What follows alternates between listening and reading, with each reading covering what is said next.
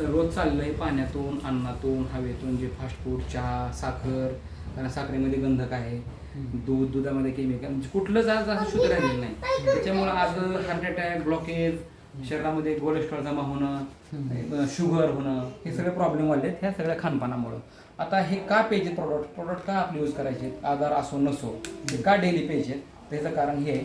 आता बघा त्याच्यामधले मी ही प्रोडक्ट टाकतो तुळशी, त्यानंतर हे डायजेस्ट म्हणजे खाल्लेल्या अन्नाला डायजेस्ट करायचं काम करतं, कारण आज ॲसिडिटी होणं वगैरे हे सगळं कंट्रोल करतं हे. आता हे सकाळ संध्याकाळ जर पाण्यात टाकून नुसतं यूज जर केलं तर हे डायजेशनचे एक मी 4 ते 5 ड्रॉप टाकतो. पाण्यात टाकून प्यायचं सर, एवढं जबरदस्त आहे ना. आज ॲसिडिटी म्हणजे लोकांची आम्ही उमेगोळी बंद केली सर, एवढं जबरदस्त आहे. पाण्यात टाकून फक्त प्यायचं याला कोमट पाणी. घरामध्ये हे डॉक्टरचं काम करतं सगळं हे.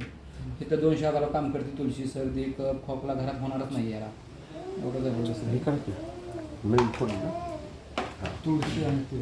तुळशी, हल्दी हे 2-3 कधी प्यायला काही अडचण नाही. फक्त 2-3 ड्रॉप टाकायचे दिवसभर. तुळशी जरी पिलं पाणी टाकून तरी चालतं, काही अडचण नाही. फिल्टरमध्ये टाकून प्यायचं हो, नाही आपलं शुद्ध पाणी शुद्ध करून बाहेर गेलं का त्याच्यात ढाकून टाकून प्यायचं, दिवसभर पाणी प्यायचं तुळशीचं.